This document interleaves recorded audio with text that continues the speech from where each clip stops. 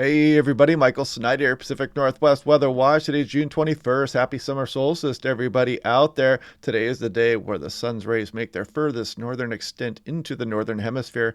In turn, it is winter now in the southern hemisphere. But meteorologically speaking, we start summer on June 1st. We start fall on September 1st. We start winter December 1st, and we start spring on March 1st. It best describes the months and what season we are in there. So it can get confusing a little bit. You'll hear people say, oh, today's the first day of summer. But meteorologically speaking, it started on June 1st. Anyway, you can see some of the low clouds across the area here. We're still dealing with some of the effects of this trough here, although it is sagging south and it is weakening. And we're going to start to warm up here over the next few days. How much will we do so? We'll take a look at the weather models here in a moment. This is National Weather Service Spokane calling for some thunderstorm chances today. Northeast Washington, some of the Cascades here. And again, during the afternoon hours. And this is the Visitor Center up across Paradise, Mount Rainier. You can see still sporting that new layer of fresh snowfall across some of the areas here. This actually might be some older snowfall as well that may have already melted across some of the higher terrain there, but definitely a cool upper level trough here for mid-June.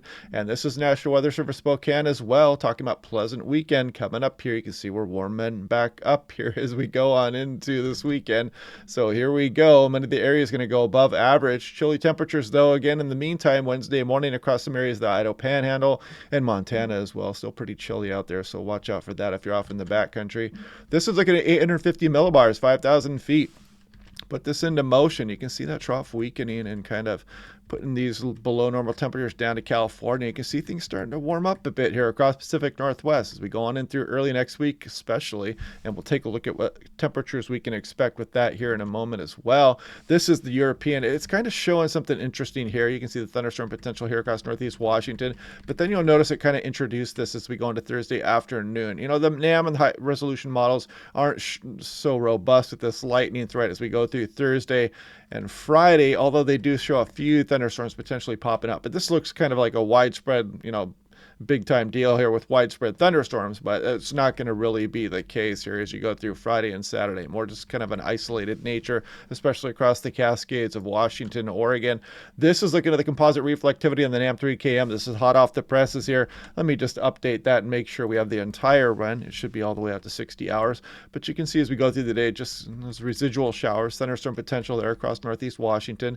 Scroll on into Thursday, and you can see a little bit of shower activity pop up, but it's nothing like what the European was showing here. So just kind of giving you a heads up. You may get a straight thunderstorm across the Cascades there, but not too big of a deal. Going into Friday, and most of that activity, again, maybe something across the Cascades here, but, kind of southern Oregon, pushing off through Idaho and Montana here. So not too big of a deal coming up. You can see the day one thunderstorm outlook here. Day two, something similar across the Cascades. And day three, still including the Cascades, some Oregon, Idaho, and Montana as well. You can see the severe weather off into eastern Wyoming there also. This is daily max 2-meter temperature on the national blended models. You can see things getting up towards average again today, maybe for Seattle. Look at the Willamette Valley warming up quite nicely as well. Some of the higher terrain still feeling the effects of that trough here, but you can see as we go through tomorrow, look at warming up above average across a lot of the areas here. Friday even warmer, Saturday not bad at all, Sunday. So you can see that warming trend here across the region as we go on into next week for many of the areas. And the GFS is showing us getting a little bit downright hot here, and we'll look at that here in a few moments. This is the European, kind of showing that we're about 70, 71 for Seattle is the average this time of year. So we're going to be above average here as we go on in through the next few days. This is looking at 500 millibar heights. We're comparing the European on the left to the GFS on the right. This is the average of all 50 European ensembles and all 30 GFS ensembles. You can see the old trough there hanging on the west coast of North America. And then you can see kind of the ridge building here, or at least the demise of that trough, and then you can kind of see the ridging continue on in through next week. Pretty good model agreement really on the placement of this sagging trough down across California here. You can see the trough across western Alaska and the ridging here over some of the northeast Pacific and British Columbia here as we go on in through next week, potentially warming us up. This is the GFS. If you take a look here, the blue is the control run, so that's what's known as the deterministic run, and that's the initial conditions best we know them. So you can see as we go on in through next week and later next week, week. Some of the control runs showing some temperatures up towards 90 degrees, actually for several days in a row. Of course, take that with a grain of salt. It's just purely fantasy at this point, but it's interesting to see that warm-up showing up in the GFS. The GFS can overdo these things at some time, but again, see the mean is still around 80 degrees as well. So potential warm-up coming here as we go through later next week. This is 6 to 10 day temperature probability outlook, does include Washington, some of Oregon there.